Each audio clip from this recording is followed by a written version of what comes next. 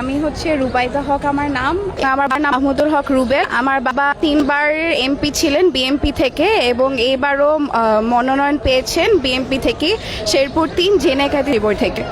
সবাই আমার বাবার জন্য দোয়া করবেন, আমার বাবার পাশে থাকবেন এবং এবার নতুন বাংলাদেশ দেখতে চাইলে অবশ্যই বিএমপির পাশে দাঁড়াবেন। তো আমরা আর কি এতদিন শেরপুরেই ছিলাম, যেহেতু সামনে ইলেকশন, আমাদের বাড়ি হচ্ছে শেরপুরে।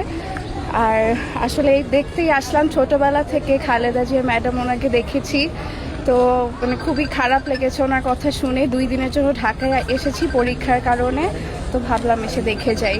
আগামী ইলেকশনে কাকে চয়েস করবেন? বাবা যেহেতু বিএমপি করে, আমারও বিএমপি পছন্দ, অবশ্যই বিএমপিকে। তারেক রহমানের পক্ষ থেকে জনগণের জন্য কোনো ভাষণ আছে? তারেক রহমানের পক্ষ থেকে আমি বলতে চাই যে উনি আপনারা দেখেছেন যে বিএমপি এখন তারুণ্যের জন্য অনেক কিছু করছে, তো আপনারা অবশ্যই বিএমপিতে ভোট দিবেন যাতে আমরা যারা ইয়াং আছি তাদের আমরা আরও নতুন বাংলাদেশ দেখতে পারি। আর যেহেতু স্বৈরাচার থেকে আমরা মুক্ত হয়েছি, অবশ্যই আমরা ওই বাংলাদেশটা দেখতে চাই না, আমরা একটা ভালো নতুন বাংলাদেশ দেখতে চাই। বাবা তো রাজনীতিবিদ, জি জি। ভবিষ্যতে আপনি কি এরকম বাবার মতো কোনো কিছু?